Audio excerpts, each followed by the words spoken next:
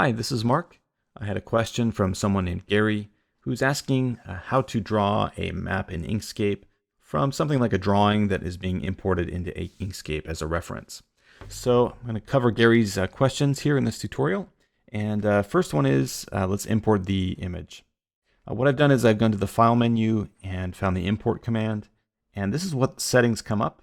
For the image import type, I'm going to tell it embed and keep the others the same. The embed makes the image part of the file that we're working with.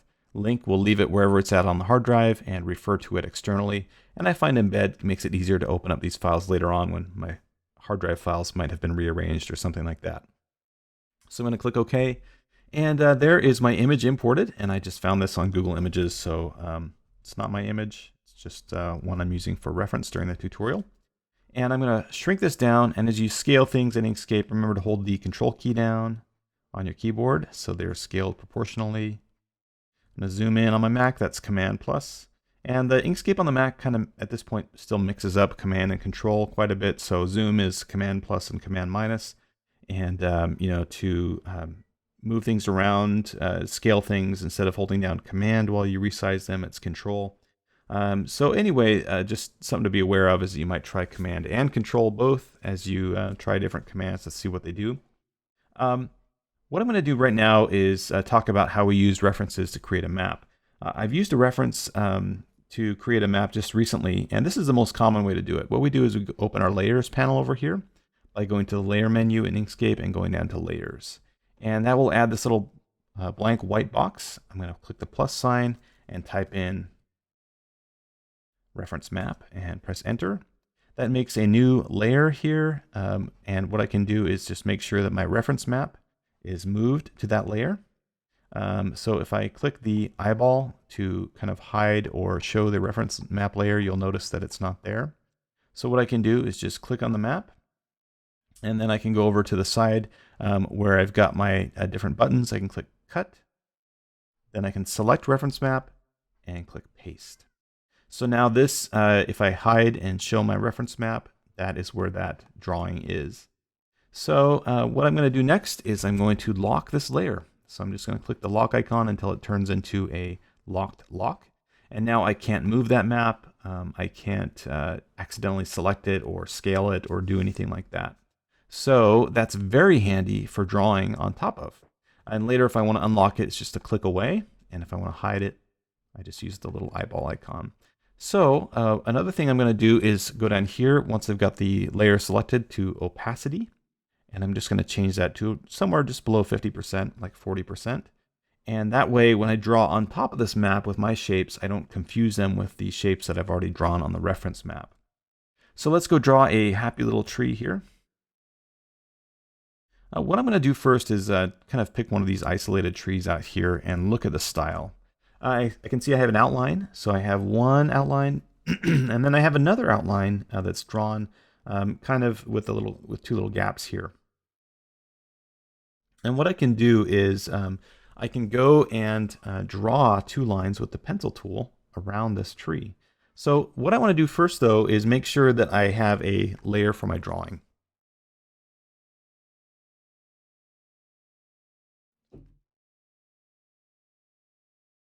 I'm going to call this layer Inkscape drawing. And it's unlocked and visible, so I'm ready to go. I've got it selected. That means I'm drawing on that layer. And I'm just going to draw very gently with gently, that's a dumb word. I'm going to draw very smoothly with the pencil, as smooth as possible. And keep in mind that the pencil tool itself is always going to add a little bit more detail than you want, or usually will. So when I'm done, I'm just going to hit Control L a couple times to smooth out the nodes on that curve. Then I'm going to draw this one here. Control L now that I'm done drawing it. And let's use the little node editing tool here, or the edit path tool, to see those nodes. And I can see that I've got these little handlebars that I can drag around to smooth out that curve. I'm going to go ahead and click on this one and see what I've got to work with. It's not too bad. I don't like that it's a little bit pointed in this direction. I'm just going to hit the Delete key or the backspace key to get rid of that node, and it will fill in with a nice graceful curve where I deleted it. So that's pretty good. I like how that tree is looking so far. What I'm wondering is, let's see here. Yeah, so these lines that I've drawn, they don't really have that curvy end that you get with a traditional drawing implement. So I'm going to select them both, go over to my Stroke Style tab. This is on the Fill and Stroke dialog, which you can open with Shift Control F or by clicking on the Fill on the box that says None right here next to Fill. And under Stroke Style, I'm just going to set the joins, which would be a corner to be rounded and the caps to be rounded. And so now those are rounded too. I've got a little dot on this tree. I've noticed that other trees have dots or plus signs or whatever on them on the reference drawing. So in this case, I'll go ahead and just draw a little mark with my pencil tool. And again, let's make the stroke style a cap stroke. And I'm going to make this one thicker so it looks more like a dot that's been intentionally drawn. Okay, now, so I've drawn the kind of the outline shapes that go along with this tree. What I'm going to do now is I'm going to draw the actual circular fill shape for the fill of this tree. Okay, so what that's done is that's it kind of gives it an interesting look because it's drawn its own stroke on top of the stroke that I had there before. So I'm going to go over to my Stroke Paint tab here and click No Stroke Paint. And before I get lost in what I'm doing here, I'm just going to assign a flat color to that. And I choose HSL, the HSL color scheme to work with here. It's very kind of a painterly scheme where I can choose the hue first, and then I can choose the amount of saturation and the value. So what I'm going to do now is go to the node editing tool and just kind of make sure that these don't go outside of that black line. And the ones that I don't need, the nodes that I don't need here, I'm going to delete and move those handlebars. And handlebars, you don't want them to overlap each other. You kind of want them to point at each other or at a place where they would like kind of meet if they were to travel towards each other. That is if you're doing kind of a convex shape. This one I'll delete too and adjust that handlebar. And they can be on top of the stroke, that's fine. But I don't want them to go outside of it. And again, here's an extra one that I don't need. A lot of extra ones. Maybe what I'll do is select the shape with the select tool and hit Control L a few times. And that should get me a lot fewer nodes and make the maximal use of the handlebars here, the Bezier handles. And so that's a lot easier to work with. This node is it's acting like a corner, so I'm going to turn this into what we call a symmetric node. That makes it so it's a little bit easier to work with for round shapes. And this one's fine. Okay, so let's say that's good enough. What I'm going to do now is I want to work with that fill color, and I don't like that the black little spot that I drew on top of the tree is underneath it. So I'm going to come up here. And within each layer, as you draw in Inkscape, it's just naturally kind of stacking these shapes up. So even within each one of these layers, you are working with layers of your shapes. So that's what these buttons are really handy for. This button will lower a selection one step. So I'm going to hit that, and now, and maybe hit one more time, and again. And now the fill is beneath these two outside curves and the middle little spot there. So now I'm going to go to my reference map, and what I'm going to do is turn the opacity back up so I get a better idea of the actual colors of these trees. And I'm going to select my tree fill. And once I've selected that tree fill, I'm going to choose the gradient tool. And the gradient tool lets me drag my mouse across the shape. And each end here, I can select it and then use the fill and stroke tab to color that part. Or I can go over to my eyedropper tool and I can just kind of draw a circle with it to get an average of the color in that dark part of the tree. That's automatically assigned to that stop of the gradient. If I switch back to my gradient tool and select this stop, in other words, a location that has a color, I'm going to go back to here with the eyedropper tool now, draw another circle with it, and get that kind of color from there. Another thing I'm going to do here is, I think I'm going to make this darker side semi-transparent. So in my fill dialog, under A for alpha, which is transparency, I'm going to turn that down a little bit and just make sure that this stop here is fully opaque. And good. Now I could still get some more of that, a little bit more dramatic darkness or sketchy look if I draw that individual shaded area inside of this drawing, just like this. And of course, go over to my stroke paint and remove the stroke, go to the fill, and I could do something like this where I have a semi-transparent darker area that makes this look a lot more of a kind of a sketched fill. So that's another possibility I could do. There we go. Okay, so I just straightened out those nodes a little bit with the node selection tool. So let's turn off the reference map and see what my tree looks like now. Not bad. Okay, so there's a little tree, and it looks good. It's you know, fine with me for what it looks like, but you can tailor that however you'd like. I will mention though that these trees do have a kind of a gray shadow under them, right? So what I'm going to do is go up to the Inkscape drawing, and it's such a basic gray shadow that I don't really feel like I need to spend a ton of time on it. I'm just going to use the pencil tool, and I do this a lot with these maps. I just rough out the shape first, and then I smooth it with Control L, and then I go in and refine my needs based on that. So I'm going to choose a gray color down here. That's pretty close, maybe 30 or 40% gray. Okay, let's stay with that. I'm going to hit the stroke paint, turn off the stroke for that shape, and then I'm going to use this lower selection one step button a few times to get it underneath the fill. And now I have that gray shadow underneath the tree. The thing about the shadow is maybe I should make it darker and then make that shadow, this is the layer opacity right here, and underneath here is the shadow, the shape's opacity. So I'm going to change that so it's lighter and we can see the textures underneath it through it. Another thing I'm going to do now is I'm going to add a new layer above the reference map, and I'm going to call this Inkscape Drawing Background. And I'll click Add. And I'm going to zoom way out and draw a big rectangle. And for the purposes of this tutorial, I'm not going to get too into the marker texture effect. You could replicate that in Inkscape with some work, some elbow grease, and it probably wouldn't be too hard. In fact, what I would just do is draw that marker background by itself with no other shapes, and then I would scan that into the computer and import that in here and use Inkscape to trace the shape using the tool up here. What tool is that? Trace bitmap tool under the path menu.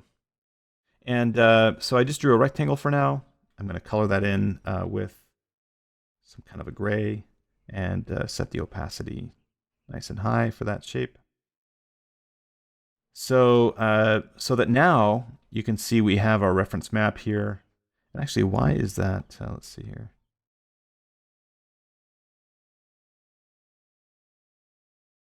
So our Inkscape drawing is here floating above it. Inkscape drawing background is here. Our opacity is all the way up. Oh, the alpha of the color needs to be up too. There we go. So now it's fully opaque, and we can zoom in and see there's our little tree looking pretty good. So I'm pretty happy with that, how that turned out. And we really did an exact copy of that tree, basically. So with this background, I'm just going to lock it so I don't accidentally select it. And now I'm working on my drawing layer above that. And so I can turn that off and see through to the reference layer. And I can see my, by turning the reference layer on and off, I can see where I'm drawing. And I can go back to my reference layer and turn the opacity back down so I can see the difference between my drawing and the background drawing. Well, just to kind of as an interlude here, if this still feels really, really foreign to you and frustrating and like it's a lot of work, I really highly encourage you to go to the Help menu under Tutorials and do at least these first 3 tutorials here. These are really great tutorials that basically what they do is when you open up one of these tutorials, it's going to open a new Inkscape document, and you can make the window wider there and go over and all you do, oops, I guess I wanted to really like the size of that window. I'm going to close these panels on the side, and all you do is you just scroll down, and as you scroll down you read, and then it says switch to the rectangle tool. It gives you some activities to do right inside of Inkscape. So these are really cool tutorials, so I highly recommend using those. The other thing was, let's see, where are we at in my notes? Oh yeah, so make sure that you have the latest Inkscape version. This is version 0.91. So that's important if you want to be using all the latest tools. Okay, so we did drawing trees first, which is fine. Creating a pathway. What I'd like to do is zoom in. And all I'm going to do is use my pencil tool again and just roughly trace over the top of my pathway. And I'm being, intentionally less than accurate here. I'm going to pretend that the pathway ends here. And what I would do from here on out is, just make sure, here's the parking area or whatever, is just make sure that I first go in, and what I like to do again is I like to loosen up first and then add detail later. So after I draw that pencil shape, I'm going to hit Control L a bunch of times, probably not that many times. Undo one time, 2 times. And let's see how many nodes we have. So switch to the node tool. That's a good number of nodes for this kind of drawing. You'll notice that some of the nodes here, well, in this case, actually all of them, are diamond shaped, and you can change the nature of these nodes by clicking on a node and coming up and choosing one of these options up here. I generally switch between the smooth setting here, where you can, still work with it as a curve with the handles independent of one another, but it's creating a curve shape. Or I switch to the corner node, which is where you can rotate these handles still and make a corner type effect. So those are the two most important to me to work with as I tighten up this drawing. Also remember that if you do have a little bit of complexity in an area, like right here, for example, let me turn off the reference layer so it's easier to see. You can hit the delete or backspace key, and it will try to guess what direction that curve needs to go in without that node there anymore. So that can save you a lot of time, basically, of straightening out nodes. Just delete a bunch and see if that line is still good enough. Okay, so once we have our path generally in place, I'm not going to spend a lot of time straightening this out in the video. It was kind of a good idea to have a corner node here, because it looks like the path is kind of doing that corner thing. What I can do is I'll keep that, as weird as it feels to keep that in place as kind of my finished part of it. I'm going to just color it in, fill it in, and I'm going to send it to back. So lower it to selection to bottom. And so I'm going to grab that tree, and I'm just going to draw a box around it with the selection tool and go to Object and Group. So now I can drag that tree. I can keep that where it is. I can hold the selection tool, hold my mouse down with the selection tool active, press the space bar, and use a stamp feature to stamp this where it needs to go. So I could create a tree here, create another tree here, big one there, one there, one there, and one there, and I'll just drop it there without hitting the space bar. And then I go in and holding down the control key, I can resize these trees. You can see our opacity that we set works pretty nicely, where you can see underneath the tree a little bit onto the path. Okay, I've got my trees in place. Let's say I also want to,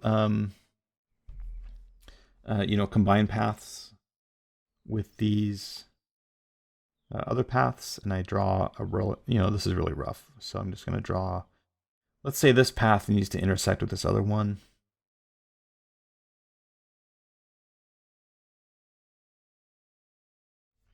I'm going to go ahead and simplify that first, and I'll select both paths. I'm going to hold down the Shift key and select both paths.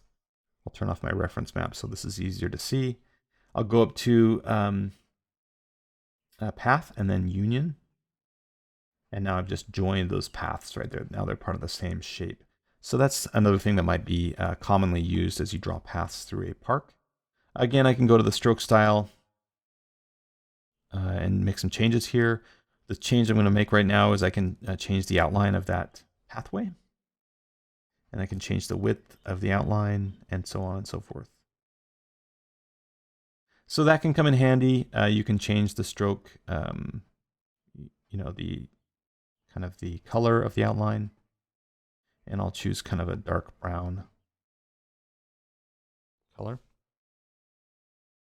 And I'll go turn on my drawing background so you can see that I've got kind of a map that's developing here. Looking at my notes, let's see here, creating a pathway. So easy enough, right, to create a pathway. You can also create them just with the individual pencil tool without drawing an outline. And then you could set the stroke style to really thick. And then you could set the dashes, turn those on so you could have kind of a dashed trail or something like that. There's kind of an offset here that you can set as well. You can add markers to these if you need arrow points or whatever as well. I never used this, and so it's being kind of weird, and I'm not sure why. But I've used it in the past, and it turns out okay. So something you can use as well if you need to use markers or draw arrows or things like that. So there's that. And if you do draw one of these outlined or just one of these lines here, and you decide later, oh, that's in the perfect place, but I want that to be an outlined path rather than a single stroke, what you can do is go up to path and you can do stroke to path. And what that'll do is that'll actually turn that into an object that can have its own fill. And oh wow, does it take into account? Well, that's pretty amazing. It actually takes into account whether it's a dashed stroke or not. So let me go undo a few times.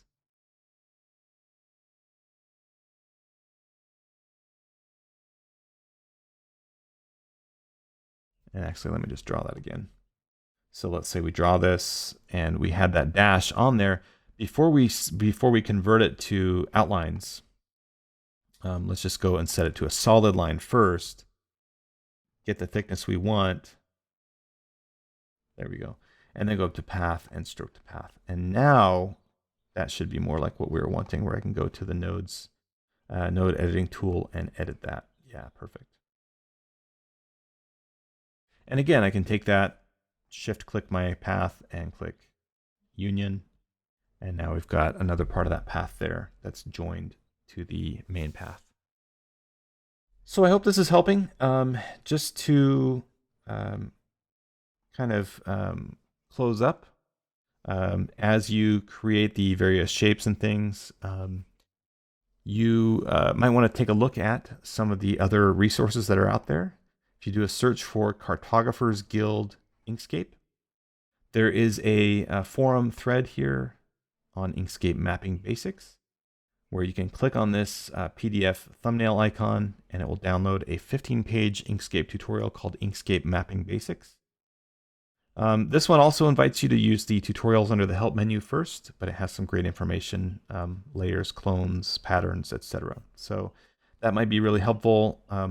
Also, just in general, I recommend doing that search for Cartographers Guild Inkscape because there are a lot of results on that forum about using Inkscape and how people are using it. There are lots of different ways to use Inkscape. You can use Inkscape for the shapes. You can use it for just the text labels and do the painting in like GIMP or Photoshop or something like that if you want a more painterly look. So lots of different options here. If you do label your drawing in Inkscape, I recommend that you add a new layer and call it text labels. And I generally would just do all the text on that layer.